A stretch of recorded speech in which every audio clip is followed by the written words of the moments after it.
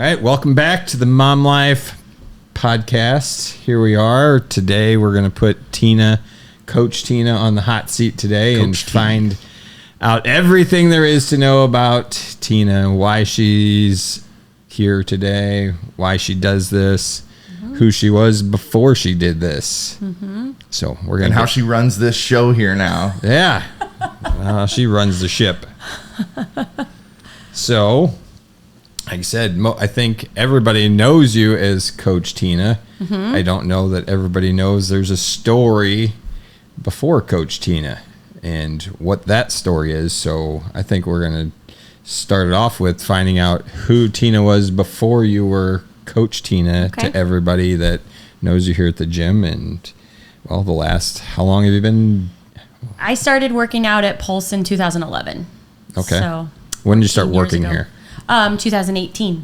Okay. January of 2018. So right at the beginning of 2018 is when I started coaching. So I think we should go back before that, and even before you even started working out here, you were a mother.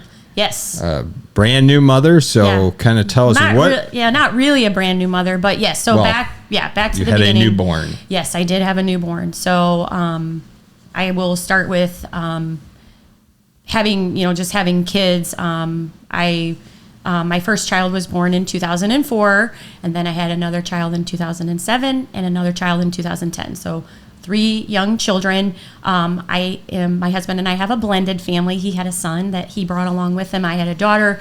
So as they say, blended and blessed, and we definitely were.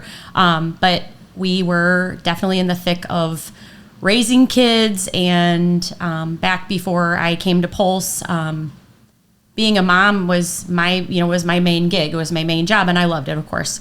But at the same time, through all of that, I really struggled with, like a lot of moms I know, I really struggled with doing anything for myself. I struggled with exercise. I struggled with nutrition. And that had been an up and down for me most of my adult life. Like, it wasn't like just like all of a sudden I had one baby and it's like, oh, my body's gone. It was kind of like more of an up and down thing for me.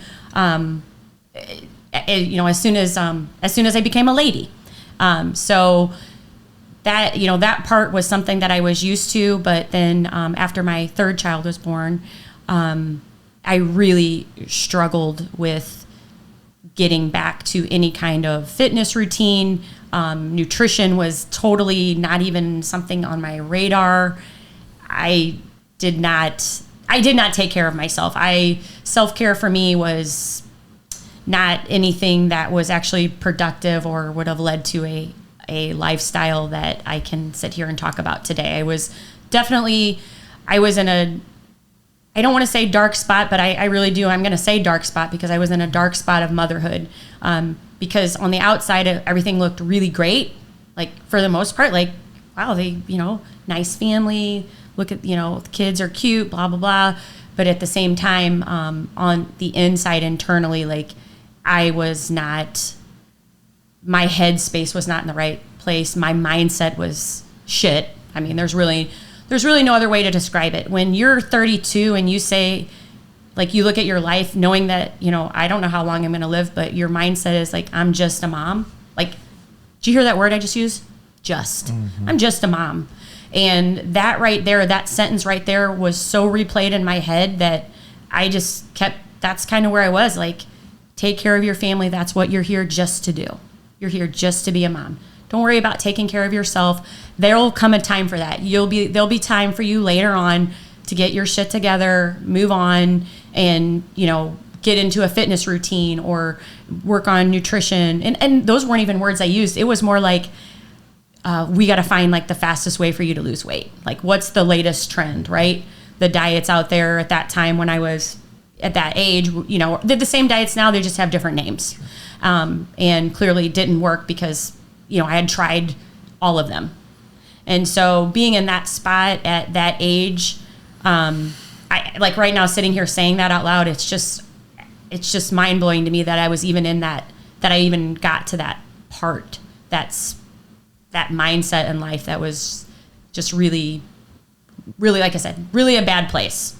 But my story did take a really great turn, of course. But before it took a turn, like I said, I had tried a lot of different things to lose weight. That was my focus. It had nothing to do with being strong. It had nothing to do with what I could accomplish, even dreaming about future goals or doing things with my family. It was strictly about how can I lose some weight. Wasn't happy with that. And so that's kind of where my mindset was. My husband had ran into somebody. Actually, he ran into your brother. Yeah, he ran into your older brother, your oldest brother. And he had said, my brother is training people. He has a place called Pulse, whatever. And he talked to him about it, and then he talked to me about it. He's like, hey, do you want to go check it out? I'm like, sure, that sounds great. But again, at that time, I will say this because I know a lot of moms feel like this. In my head, I'm like, yeah, that sounds great. I don't have time. I'm not going to have time for that. Like, that's not really going to be something that I'm actually going to be able to do. But sure, I will go check this place out or whatever. And I ended up meeting with Jeff and started, working out with him. And, just to kind of go back to like, walking through the door, like, I will say that it wasn't so much nerves as much as it was just afraid of failing again. It was just like, is this just another one of the times like where the box of meals showed up to my door and then I ended up throwing them out because they went bad because I didn't eat them? Is this just another attempt at saying that I'm going to do something and just not follow through? And so that's part of that mindset where I was in at that age where I just was like, I really was in, just like I said, a dark place. Yeah. So, and that's okay to say, especially at the time it maybe didn't seem dark, but I bet looking back at it now, it's like, holy crap, that is a dark place in comparison to where you're at today. Yeah. Yeah. I mean, hindsight's 20/20. Absolutely. Yeah. 100% correct. Looking back now, it's like, how did that, I can say, how did that happen? I can tell you how it happened. I can take you through stories and situations, but at the same time, that's a big part of why I'm here today. And I know we're not to that part of the story yet, but that's a big part of it. How long did you work out at Pulse? I know so I started in 12, so you had been here for a year. Yeah. How long did you go before you accepted that change needed to come? So that's a really interesting part of my story. So Jeff and I started working together. I think I was in a small group. I don't remember because, the schedule was different then. I think I worked out in the evening because of my kids. I worked out in the evening. And I came and I really did enjoy the workouts. The workouts were great. It was honestly something that I had never done before because it was strength training. And before that, I would probably describe myself more as like a cardio type person, like walking, or if I did go to the gym, I was never consistent in any kind of a strength training program. And I was successful. Like I remember like Jeff worked with me just like on a few small changes at that time. And I think I lost a little bit of weight. And again, remember, that's where I was. Like I wanted to lose weight. And then, again, I told you that like my kids were like 13, 7, 4, and 1. Okay, like life wasn't getting less crazy. I was not getting more time. There was no time to be squeezed out of that lemon. It was not happening. And that's when probably, and I feel bad for Jeff because he was probably like, what's wrong with Tina? And I don't mean like, I know you didn't say that, but looking back, I mean, I probably gained 50 pounds in a year. Yeah. I mean, looking back, I would say it's probably right. Maybe a little longer than that. Yeah, maybe a little longer, but like I dropped a little bit of weight and then I promptly put that back on along with a lot more. And at that time, I would say that self-care was emotional eating. And I mean, I was doing the Pulse workouts and I love those, but I wasn't doing, besides that, I wasn't really walking out of the doors of the gym. My life took a different turn and I was not focused on the lifestyle part of it or or on doing any other self-improvements outside of attending those workouts. Mentally, were you still telling yourself you wanted to lose weight? Yes. Oh, 100%. At that point, that was still the goal. That was still the goal. And I think at that time, I just take out the word think. At that time, I was just telling myself that I would get back to it. And then it was just getting so far away from me that I didn't even really know. I didn't know what that turning point would be. I didn't even know what was going to be the switch that would flip and say, it's time to get things together here. And that was, that came about through major nutrition changes. And when was that? So probably around 2013. Okay. Probably around 2013, I really started focusing in on nutrition, and really taking a good look at what I was doing and why. And I also started doing something that I hated. Which is? What did you hate to think do? I know the answer to this one. I started doing, and it was running. But I want to make sure everybody, if you're listening, I didn't hate running. I hated me. I didn't actually hate running. I hated how running made me feel because I didn't like how I felt. So the cool part about running, what running did for me, and why I am so passionate about sharing it with people now who also say they hate running, is that running created this brand new space in my head where something started to change how I felt about myself. And it started to change how I viewed so much. Like, it's actually crazy the pathway that it opened up for me. And I would say that comes through any type of exercise. But for me, that one thing that really, really created a spark inside of me was just running.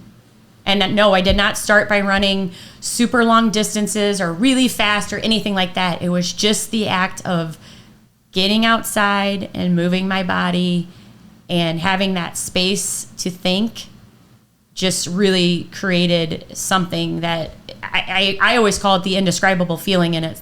And that's what it is to me. It's indescribable. I can't put it into words the right way besides it's like if you know, you know.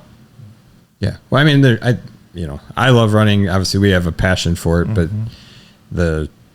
part of running, the beautiful thing is like the more you do it, it's like a guarantee you're going to get a return, and there's a guarantee you're going to see progress. Mm-hmm. And it comes rather quickly. It does. Like running is almost like you can make week by week progress. Strength training and nutrition and all these other things don't necessarily give you the feedback quite as quick as if you just, like any type of cardio, really, it's going to be biking, running, but running just happens to be ours version of that. So I don't know, is that maybe part of what it is, or it's just brings pure clarity to you when you're out there? Yeah, it was just, it was something that I had never done before, and doing it, like you said, I think that was a big part of it. I started noticing results, and honestly, I did, when I first started running, it was for calorie burn. Like that was like, okay, here's a way, like you're making some tweaks to your nutrition.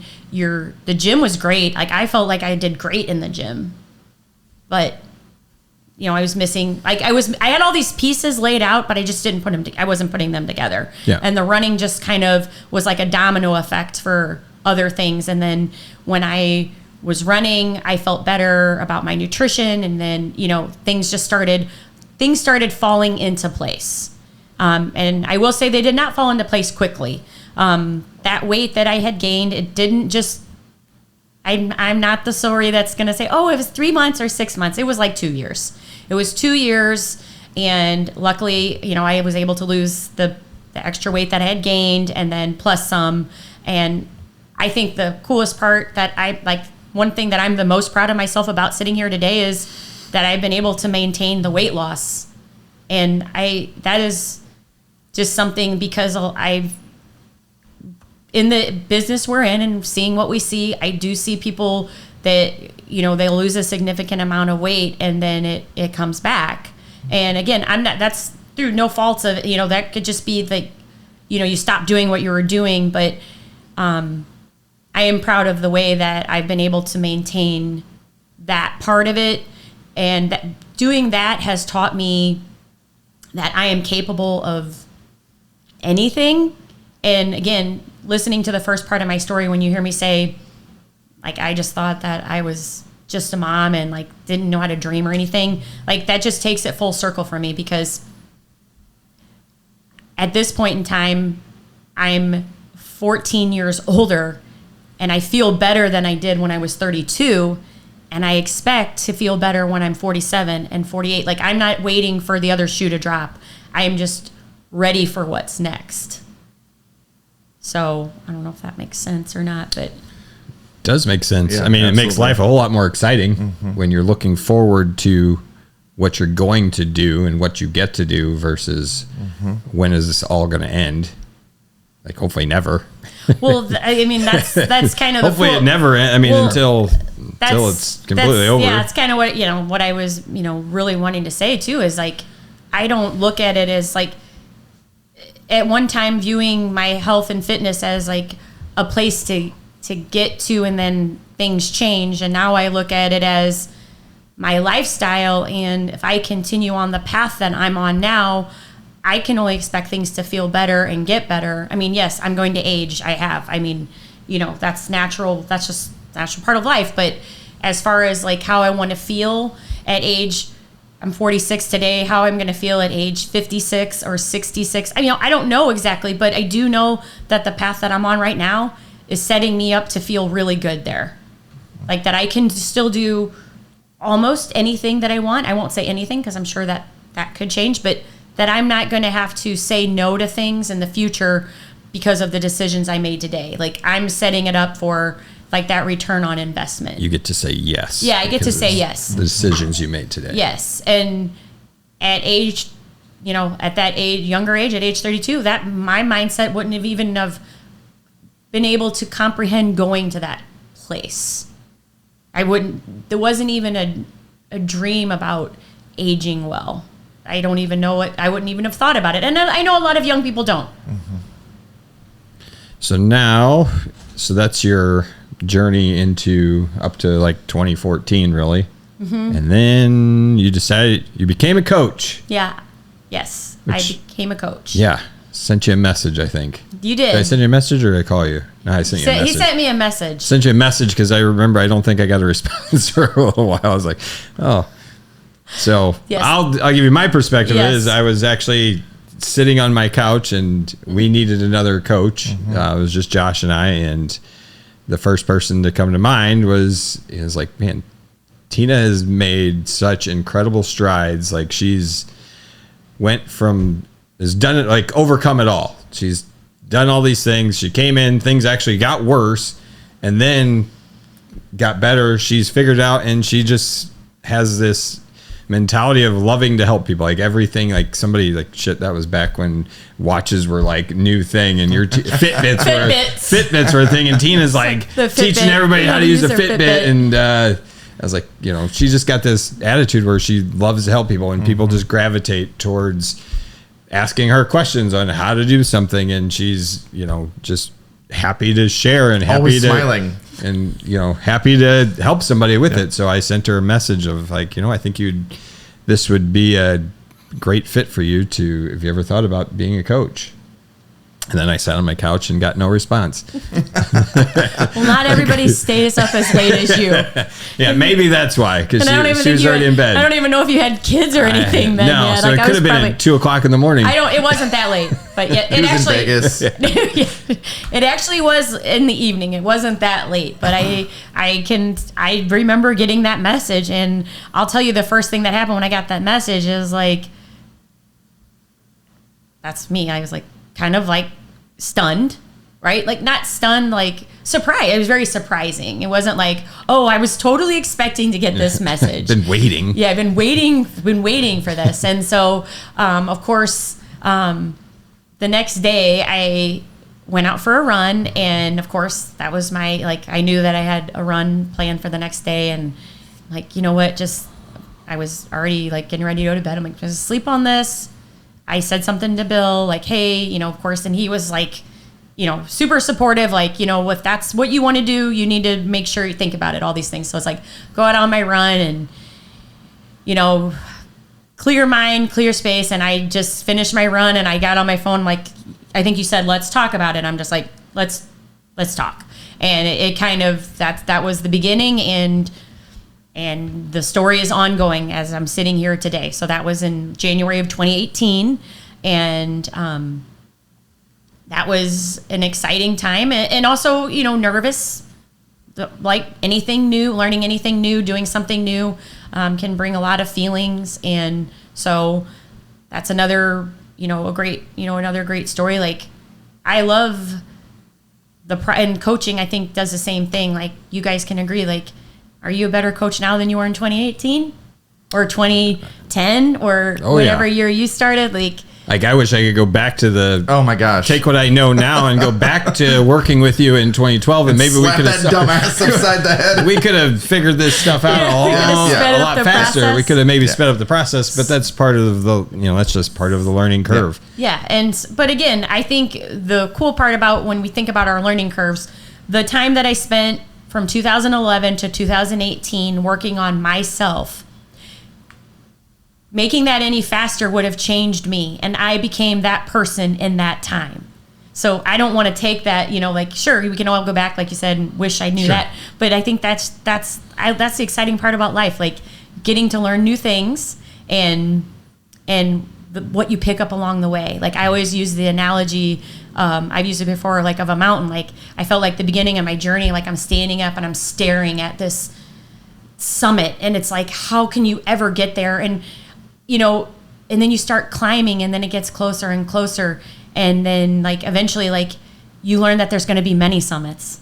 Like, it wasn't just the one. Like, there was that summit, and then maybe there's times in the valley. Like, we all have those times too, where we're like, things are a little bit harder right now. But if you keep going, you get to summit again. And that's the analogy I like to use for life, because it's going to have ups and downs. But, you know, my journey, like, all the highs, all the lows, I wouldn't change one thing, not one of them, because that's how I am, who I am today, and that's why I get to do what I do today. And without all of those experiences, I wouldn't be Coach T. I wouldn't be sitting here with you guys doing this. That's how it happened. So what keeps you motivated and passionate, even on those bad days? Well, I mean, on a time where you're like maybe feeling like in the valley type of it. Sure. I mean, the good days are easy, right? Yeah, I mean, the good days are easy. I mean, what drives me to continue on with, even on the times where it's like, you know, uncertainty or not feeling maybe my personal best, working with someone who I know, because I can sense the look and I can sense the feeling and I can sense the language of somebody who's in that dark spot that I was in. That's where the passion comes alive, because it's like, your story doesn't end here. I know that, because I know where my story started, and I know where you're at, and I know that there's another option. I know that with the right work and the right tools and the right steps, that this is not where you stay. And so that part of coaching is what motivates me the most. I never want another mom to sit in that situation like I did, whatever age you are, and feel like you have no more to offer, that there's no other part of your story to give to anyone or to share, and that you're just a mom. Like, you're not just a mom. Like, there's more. I feel like we're going to have a lot to talk about on this just a mom thing. Yeah, I think that's a whole nother. Yeah, I think that might have I think that there's definitely, but I do think that I think that it's a saying that happens all the time. It's something that I repeated to myself regularly, and that's how I know that there are other moms out there who feel just the same way, that, well, I'm just a mom now. So, that's why I don't work on that hobby anymore. That's why I don't have anything to do that I'm passionate about. And so now that you're a coach and just kind of looking back, from life being about, your fitness journey was, when it started, was all about losing weight. That was it. So what's the difference in your perspective now versus just losing weight? I mean, the major difference is the mindset shift. If having a conversation with age 32 Tina and age 46 Tina, age 32 Tina needs me, right? Like, she needed me right now, right?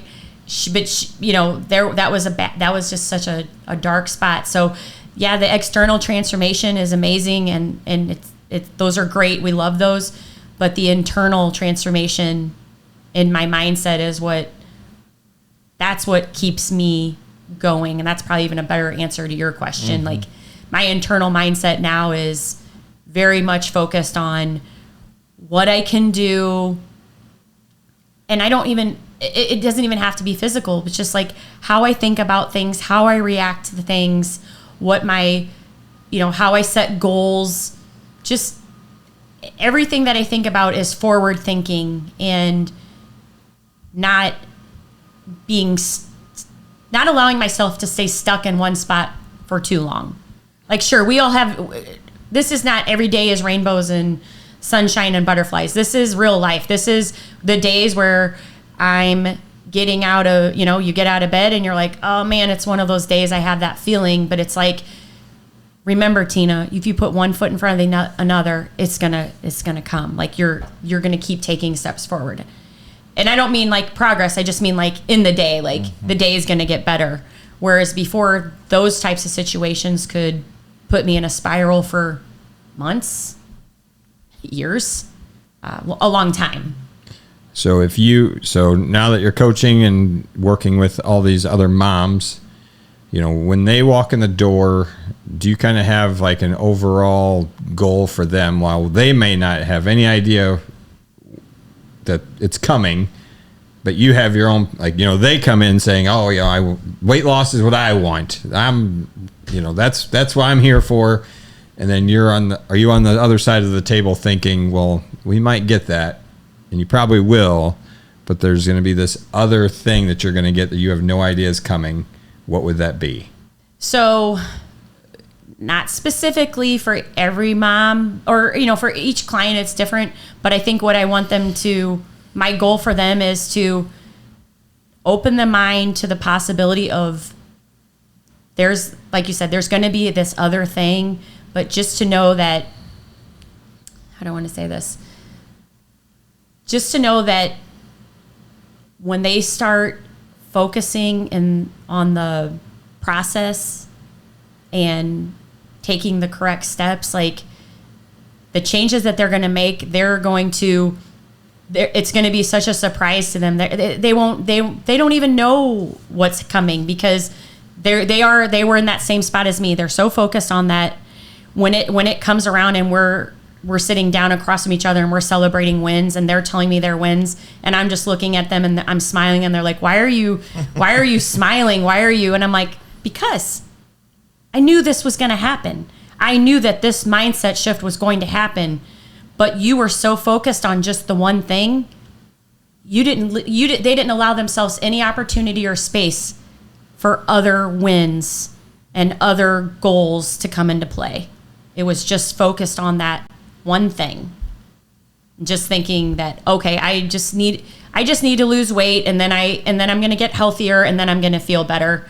And then it's like, all of a sudden, now they're thinking about what adventures they're going to go on, or what things they're going to do with their kids, or just for them, like a personal goal of theirs. Like, I've always wanted to do this, but I've never told anyone. And then they tell me, and I'm like, you're ready to do this now. Like, but for a lot of moms, like, and just because I know what that feeling is like, that just a mom, I'll go back to it. Like, our brains are not thinking beyond what's next. We're in mom life. Yeah, I'm really excited to use this Just a Mom thing because it's going to be a really powerful tool, because now we get to tell mom that you aren't just a mom. And for you, like one of my, what I would consider your biggest accomplishments isn't just the physical things, the marathons and all that stuff. It's more of the leadership role that you now have with your family and your kids and everybody, that you're not just a mom, you're actually a leader as a mom, and own that. Yeah, I mean, it's definitely has the dynamic in our family definitely shifted as far as like the role that I have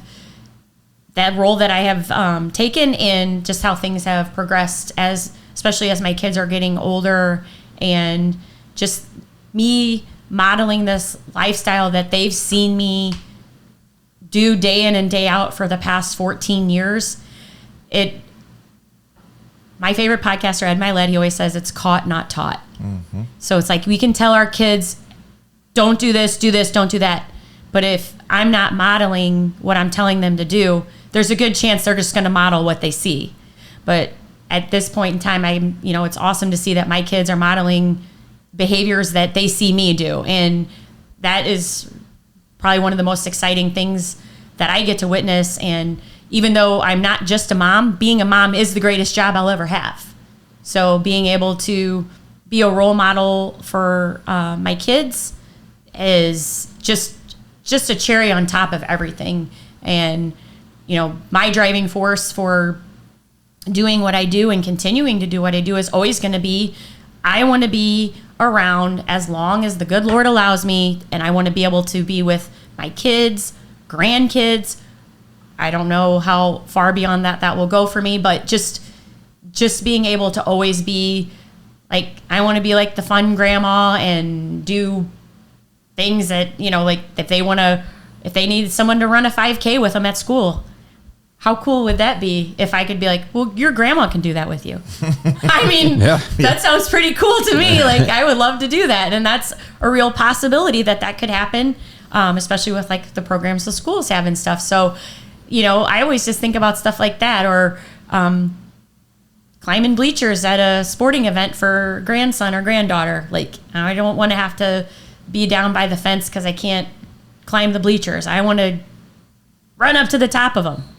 So what you're saying is the do as I say, not as I do is a bunch of bullshit. Yes, it is. It's a really shitty motto. It really is, because here's the truth. Even though, I do model a lot of good behavior, I'm sure that I know this is a surprise. I might not do everything perfect, and my kids make sure to model that behavior too. Yeah. Just like I know your kiddos do the same thing. Yeah. Like, how did they learn to do that? And then I'm like, oh yeah, I did that. If you're gonna do it well, right? Yeah. Yes. So, if what would you say to the mom out there right now that is stuck in the mud, is being just a mom right now? What is your 2 to 3 sentence response? 2 to 3 sentences? Yeah, no, I only really. get 2 to 3? Yeah, go ahead. 2 to 3 paragraphs. I was going to say, paragraphs. There is no way in the world that I'm going to have 2 to 3 sentences to say to this, but I will try to keep it short, because it's really a very simple response. Your story is not over. You are not just a mom. There is so much more for you to do and for you to accomplish than you have in your mind right now. And do not allow yourself to stay stuck there. Seek out whatever help that you need, whether that's from a coach or from a friend or a family member. Talk to somebody about how you're feeling, because had I not taken that step to ask for help, had I just sat in that spot, I'll just be honest, I have no idea what that life would have looked like, but I can tell you it wouldn't have been good. I can tell you that I would not be sitting where I am right now if I had not and it wasn't even swallowing pride. It was letting go of the fear of failure, letting go of the fear of trying something new, letting go of the fears that were just holding me back because they just were. That was just the stories that were stuck in my head. had I not taken that one step forward to get help with the things that I didn't know how to do, I would have spun my wheels for a lot longer, and I just don't know where I would have gone. And so I think it's, like I said, it's simple. Like, ask for help so that you don't have to go through that. No mom should have to go through that. I don't want to, being in that dark spot is nothing that I wish on any mother. And I just know that there are many out there who are doing it silently. And I just want you to know that there is a place for you and there is a space for you to break free from that. Perfect. I know Perfect 2 sentences. That was perfect. It might have been 3, but it was good. Yeah. 17. So I spend a lot of time with nutrition with moms up here at the gym. So I want to dig into yours a little bit. Oh, okay. Some go-to snacks, meal preps. I know that spending a ton of time in the kitchen is not your thing. Oh, yeah. So give me some of your go-tos. So since I am not a cook, I am a big fan of like frozen vegetables, bag salads. I like to either buy proteins that are already ready or do proteins on the grill that I can eat throughout the week. I like when I think of meal prep at our house, I did my refrigerator. Right now it's probably getting low because it's Wednesday, but by Sunday night we're gonna have proteins and vegetables and things like that all ready to go. My kids are still learning this, but they can put the meal together. They just we're struggling there. But that's my go-to for meal prep. I don't enjoy, like, cooking does not bring me joy. Like, I might bring you joy. Cooking does not bring me joy. I enjoy eating. I enjoy food a lot. I love food. I love food. I don't enjoy preparing food. A new recipe would not excite me. If I have to chop up a lot of stuff, it's like, yeah, I'm not going to do it. But, and then snacks, the same thing. Like, just things that are ready to go, ready to grab. I don't know if you want specifics. No, but not necessarily. Just yeah, like I'm more like you have a shake every day, so you must like the shakes. Yeah, and I mean, so you guys have worked with me for however long. I walk in the door with the same things every day. You've probably never thought, oh, I wonder when Tina's going to stop just walking in the door with the exact Maybe she's going to try something other than things. an apple for a snack. Yes. 4:30, between 4 and 4:30 every day I have an apple, right? I mean, I would say I'm just very I like structure. I know that's a surprise. You guys know that guessed. You guys know that I really like structure, and I like a routine, and I'm very consistent at my routine. And we know that's what wins every time. So, well, last thought. It's really more of a question I guess all of us would answer, but what is next on our mission for this Mom's Life movement that we're creating? So I'll go first. My mission is basically what I told you about what I would tell any mom out there listening. Like, you do not have to stay stuck in this dark spot.